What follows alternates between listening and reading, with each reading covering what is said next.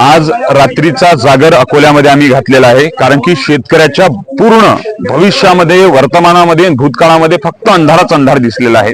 अशा अंधारामध्ये आमच्या झोपा उडलेल्या असताना ही व्यवस्था कशी काय झोपू शकते?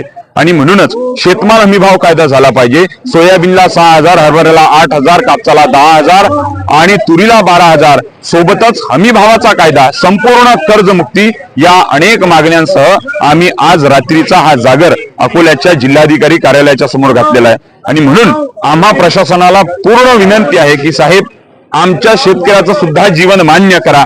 तुझ्या श्रमाचं प्रतिष्ठा मिळो असं तुकडोजी महाराजांनी म्हटलं होतं। आमच्या श्रमात सुद्धा प्रतिष्ठा मिळू द्या, ती प्रतिष्ठा आम्हाला वापस हमी भावाच्या कायद्यातून मिळेल एवढी अपेक्षा आम्हाला आहे। म्हणून हा रात्रीचा जागर व्यवस्थेला जागी करण्यासाठी आम्ही घातलेला आहे। ताज्या बातम्या आणि घडामोडी बघण्यासाठी महाराष्ट्र मेल या चॅनलला लाईक आणि सबस्क्राईब नक्कीच करा।